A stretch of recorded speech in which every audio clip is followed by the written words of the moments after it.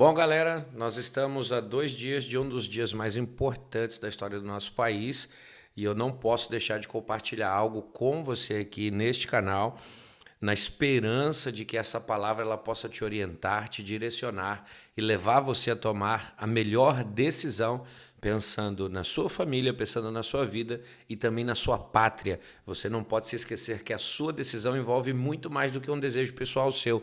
E isso é importantíssimo a gente trazer para o nosso entendimento antes de tomar qualquer decisão. Por isso eu te peço, nós temos pouco tempo, compartilha essa mensagem, esse vídeo com o máximo de pessoas que você puder, porque domingo é o dia da gente apertar o confirma e decidir o futuro do nosso país. Fica até o final desse vídeo porque eu tenho certeza que Deus vai falar com você.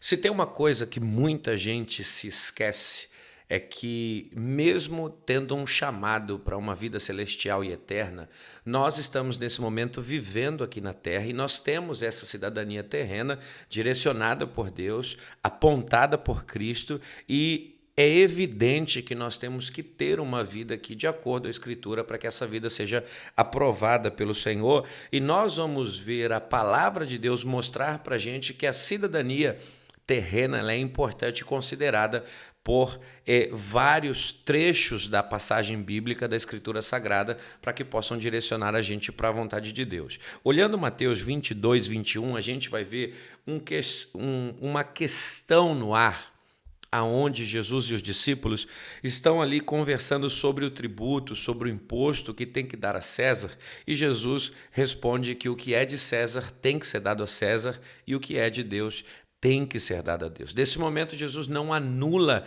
a cidadania terrena dos seus discípulos, mesmo orientando eles a ter uma vida espiritual ativa, direcionada com um propósito. Jesus está mostrando que a cidadania terrena ela é importante, ela tem que ser vivida de acordo com as leis que estão nesse mundo. A gente tem que estar sujeito a isso. O apóstolo Paulo, como em todas as ações de Jesus, o apóstolo Paulo, assim como outros apóstolos, vão confirmar, testificando que o ensino de Jesus Cristo era verdadeiro e também praticado pelos apóstolos. E Romanos 13, 7 diz para a gente da seguinte maneira: paguem a todos o que lhes é devido, a quem tributo, tributo, a quem imposto, imposto, a quem respeito, respeito, a quem honra, honra. E a cidadania terrena ela não está sendo de maneira nenhuma excluída por aqueles que foram levantados por Deus para apontar para a nossa geração um caminho, a forma de se viver. Pelo contrário, tanto Jesus quanto os apóstolos vão mostrar que é necessário viver adequadamente nessa terra. É importante entender isso para que a nossa vida espiritual também seja aprovada por Deus, e isso está claro e confirmado. Mas a gente tem visto que a política tem trago confusão, divisão, discussão entre famílias, igrejas, pessoas que congregam na mesma igreja, testemunham da mesma fé, e isso tem sido um problema muito grande. E o que a gente aprende nesse momento? Nós temos duas coisas muito diferentes que estão acontecendo. Uma delas é fundamental. É essencial a gente entender que a ênfase, a essência do ministério e da vida de Cristo nessa terra foi ensinar. Nós vamos ver muitas passagens onde diz a palavra que Jesus pregava e também ensinava. E ele passou 3 anos com os seus discípulos ensinando princípios, valores, as verdades divinas foram transmitidas por Jesus através de ensinamento. Em contrapartida, o que nós estamos vendo nesse tempo é pouco ensino e muita informação. A informação é totalmente diferente do ensino, porque é algo que vem e que vai. Rapidamente ela troca, ela não tem fundamento, ela não tem essência. E o ensinamento ele vai gerar conhecimento para longo prazo. Então o que a gente quer nesse tempo? E por que isso está gerando tanta confusão? A gente quer informar, e isso precisa ser instantâneo. Nós passamos 3, 4 anos praticamente sem lembrar que nós teríamos eleição. E agora nós queremos colocar numa rede social, num post de Instagram, Facebook ou num WhatsApp uma mensagem de que a pessoa tem a obrigação de votar em candidato A e não votar em candidato B. Mas dentro disso eu vejo que se tivesse ensinamento pensando no longo prazo, tudo isso agora seria muito mais fácil de ser resolvido. E é é isso que Jesus mostra em todo o seu tempo de vida na terra. O escritor Lucas, que escreveu o Evangelho de Lucas e também Atos dos Apóstolos, começa Atos capítulo 1, verso de número 1, dizendo que no primeiro tratado ele escreveu tudo aquilo que Jesus ensinou e praticou diante dos seus discípulos e de todas as pessoas que estavam ali na sua volta. Então, o ensinamento ele vem acompanhado dessa prática. E, de repente, a gente vê que passou 4 anos sem que nada fosse ensinado nessa questão, dentro dessa questão, e a gente quer inflamar, a gente quer colocar informação no coração das pessoas, obrigando essas pessoas a fazer um voto conforme aquilo que eu penso. Só que a gente vê na própria palavra de Deus que Jesus ele está fundamentado no ensinamento. Em Mateus 6,33, a gente vai ver Jesus dizendo que o reino de Deus deve ser buscado,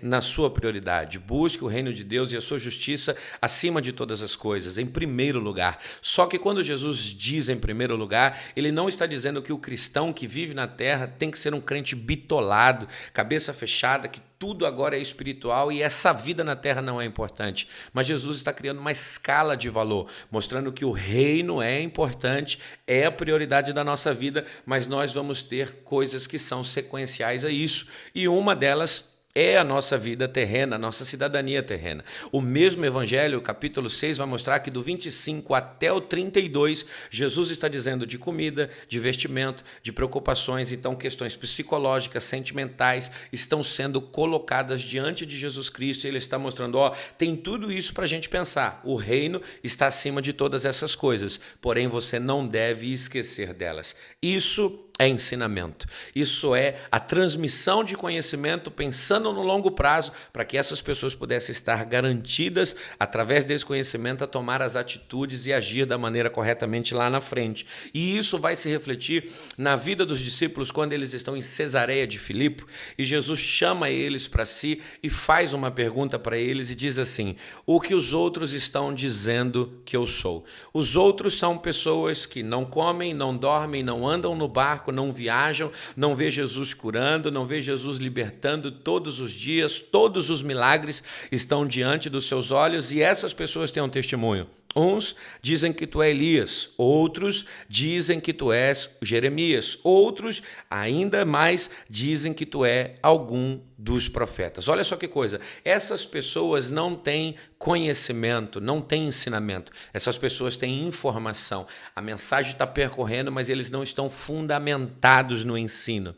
Então eles não têm uma definição de quem é a pessoa de Jesus Cristo. Aproximadamente nesse momento, são 2 anos e meio que Jesus está andando com os seus discípulos, desde quando ele os chamou ali e começou essa obra na beira da praia. A gente vai ver que agora Jesus vai perguntar para eles e dizer: e vocês? Quem vocês dizem que eu sou? Esse vocês é diferente dos outros. Os outros têm informações, porém vocês têm ensinamento. E Pedro, cheio de ensinamento, de convivência, ele vai dizer: tu és o Cristo, o Filho do Deus vivo, o ungido de Deus, aquele que foi prometido. Então veja, a informação vai gerar muitas dúvidas, porém o ensinamento vai trazer convicção e certeza. A gente peca por querer informar precipitadamente, apressadamente, e se esquece de ensinar pessoas em um período fundamental. E aí a informação vai gerar contenda, discussão, intriga, porém o ensinamento vai manifestar libertação, transformação e orientação de vida. Sempre quando você for olhar para essas coisas, você precisa sempre trazer para o seu coração a importância de você ensinar, de você transmitir ensinamento, porque isso vai produzir conhecimento de longo prazo. Pedro agora dá uma declaração de que ele sabe quem Jesus é. Os outros supõem, porque a informação não tem base, ela some, ela aparece, ela vem, é um vídeo no TikTok, é um Reels que você coloca, assiste futebol, assiste medicina, assiste engenharia, assiste automóvel, assiste muitas coisas rapidamente, isso é informação, mas o ensinamento vai levar as pessoas a tomar a decisão certa. Então o que nós precisamos agora apressadamente, e eu te peço, transmita essa mensagem para o máximo de pessoas que você conseguir, é importantíssimo isso acontecer para que a gente tente salvar, orientando essas pessoas nesse curto prazo que a gente tem. O que é um governo segundo a vontade de Deus? Esse governo é marcado pelo quê? Eu separei a história de José para que a gente possa descobrir um pouquinho daquilo que Deus quer falar para a gente. José é um dos personagens mais marcantes da Bíblia Sagrada e também um dos que mais marcaram a minha vida, tanto que os meus 2 filhos, um chama Efraim, que significa Deus me fez crescer na terra da minha aflição, e o outro se chama Benjamim. Um é filho de José e o outro é irmão de José, e o Benjamim é o filho da minha alegria. Então eu me identifico muito com a história de José e muito já estudei, já li essa história e a gente vai aprender muitas coisas com ele, já que ele foi um governante levantado por Deus para um período específico e a gente sabe que Deus trabalha nessa questão do governo para abençoar pessoas. Então, um governo segundo a vontade de Deus, ele é marcado pelo quê? Primeiro, marcado pelo sobrenatural. Um governo segundo a vontade de Deus, ele é marcado pelo sobrenatural. Gênesis 41:14 diz da seguinte maneira: então Faraó mandou chamar José e o fizeram sair às pressas da masmorra. Ele se barbeou, mudou de roupa e foi se apresentar a Faraó. Preste atenção, o sobrenatural levanta improváveis. Se tivesse que se apostar em uma pessoa em toda a terra do Egito para assumir essa cadeira de governo e fazer com que o Egito pudesse prosperar e avançar, José certamente nem estaria na lista por não ter nascido lá, não conhecer direito a cultura daquele lugar, não saber os princípios e valores daquela nação, mas a Bíblia vai dizer que através de um ato sobrenatural, José ele é chamado a comparecer na presença da maior autoridade daquela nação, que no momento é Faraó. Então preste atenção, o escolhido ele é um improvável, não tem articulação humana, mas tem ação divina. Se eu quero um governante que venha governar segundo a vontade de Deus, eu não tenho que pensar em articulações, ações humanas. O homem confia muito no seu braço, a gente sabe disso, mas a gente tem que clamar para que Deus possa fazer a sua vontade. Segundo, Gênesis 41:15-16 diz da seguinte maneira: este lhe disse, tive um sonho e não há quem o interprete, porém ouvi falar a seu respeito, que você, quando ouve um sonho, é capaz de interpretá-lo. Olha que coisa tremenda. Faraó já tinha tentado, não conseguiu. Os seus cientistas, seus mestres, seus feiticeiros que estavam ali já tinham tentado discernir e não conseguiu. E agora Faraó está enchendo a bola de José.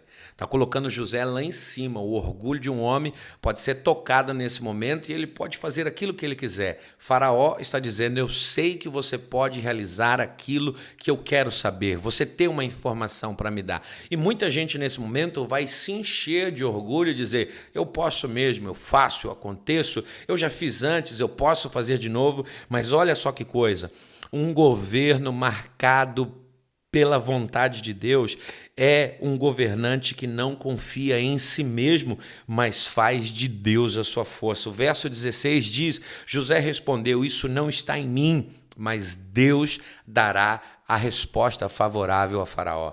José é alguém que poderia se crescer, se inchar e dizer: pode deixar comigo que eu vou resolver o seu problema. A gente enxerga muita gente hoje tomando essa responsabilidade para si e dizendo: eu sou a solução. Mas um governo marcado pela vontade de Deus levantará homens que vão confiar em Deus para tomar a atitude certa e saber que a vontade de Deus manifesta é aquilo que vai abençoar a vida de pessoas. Então, segunda coisa, um governo marcado segundo a vontade de Deus, ele tem a marca de um propósito de preservação da próxima geração. Você já parou para pensar nisso? Que um governo segundo a vontade de Deus, ele é marcado pela preservação da vida. A vida precisa ser preservada. Quando nós vamos ver toda a trama que aconteceu para que José fosse parar no Egito, José sofre, é humilhado, é vendido, colocado para fora de casa, vive longe do seu pai, então ele poderia estar totalmente amargurado nesse momento, ele poderia ser uma pessoa vingativa. E olha o que a palavra de Deus diz em Gênesis 45. Eu vou ler aqui para que você possa acompanhar pela palavra de Deus e a gente não fugir de nenhum detalhe disso. Então José, conseguindo se conter diante de todos seus irmãos que estavam ali, gritou: saiam todos da minha presença, e ninguém ficou com ele quando ele se deu a conhecer aos seus irmãos. Levantou a voz em choro de maneira que os egípcios o ouviam e também a casa de Faraó, e disse a seus irmãos: eu sou José, meu pai ainda está vivo. E seus irmãos não puderam lhe responder, de tão assustados que ficaram diante dele. Olha o que está acontecendo. Aqueles que feriram esqueceram.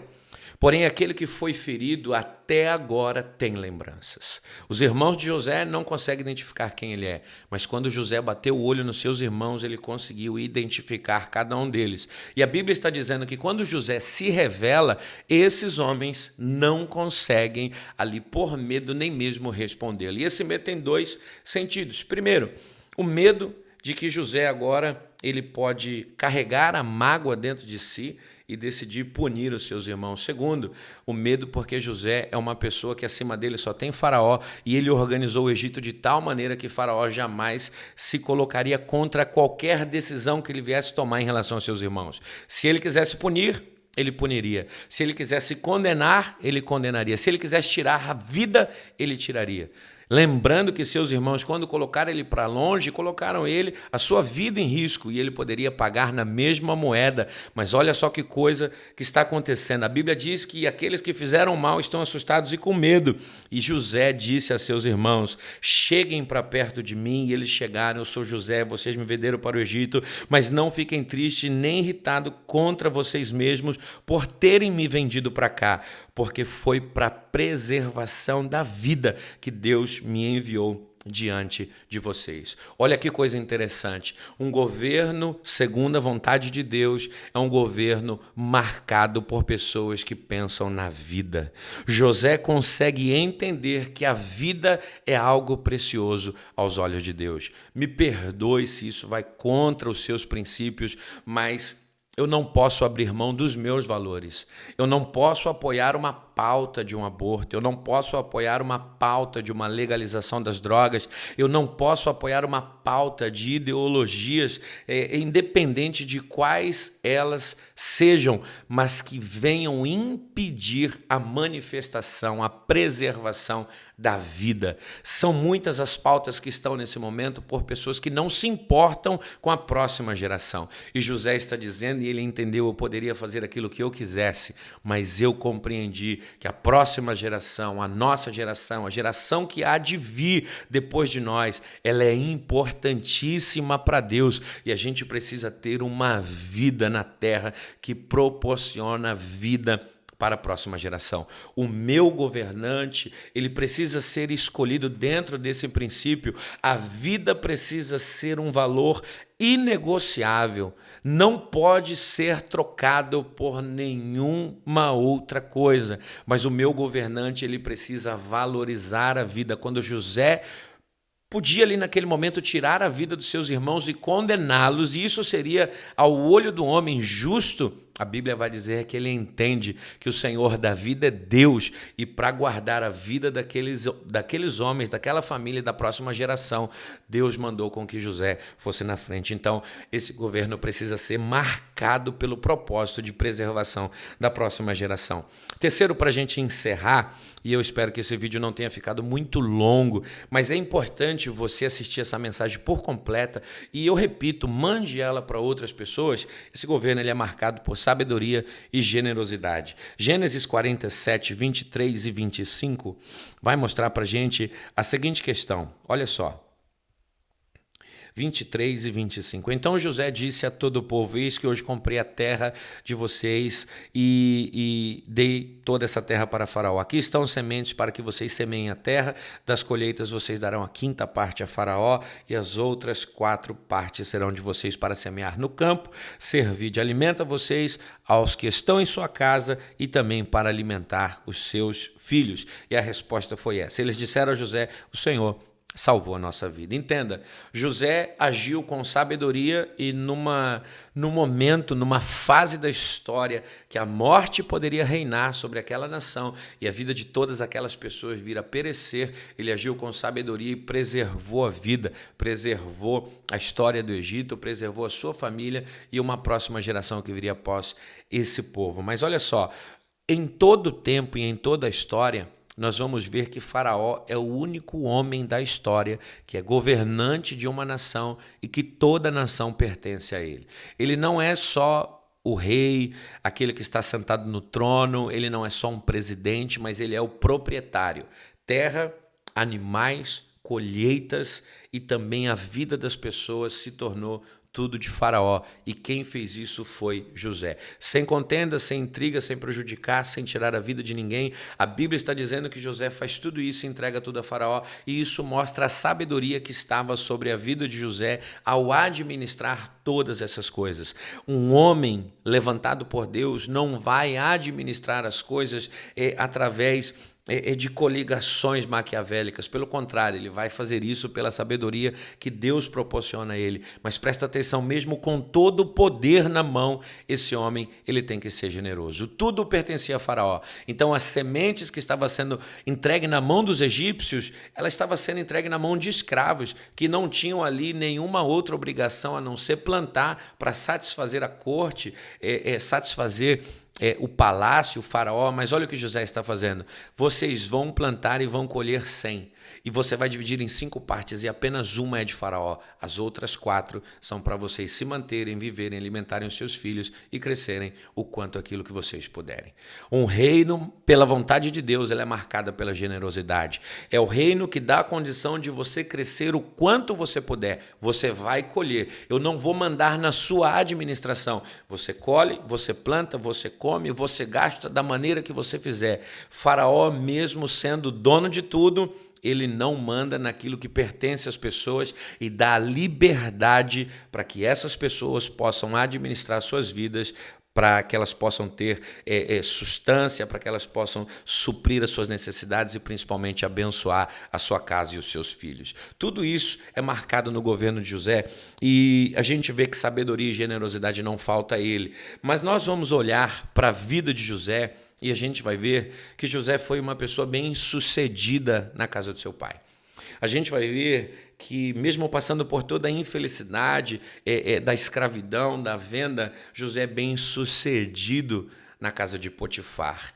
Incriminado injustamente por um crime que ele não cometeu, a gente vai ver que dentro da prisão, José é alguém que se sobressai aos demais presos. E deixa eu te falar, José vai bem até dentro da prisão. Lá na prisão ele consegue se destacar, ter uma vida brilhante e mostra que ele é melhor que os outros. E agora ele está assumindo essa posição de governo.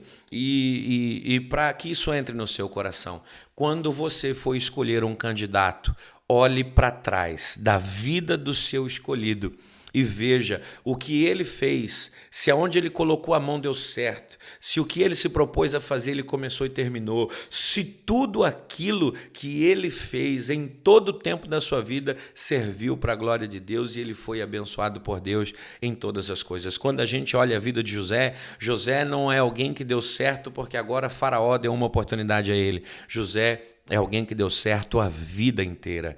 Ele não está tentando agora ser um oportunista e ocupar uma posição que surgiu a ele por acaso. Pelo contrário, ele tem uma vida que fez com que ele pudesse chegar lá e saber o que fazer.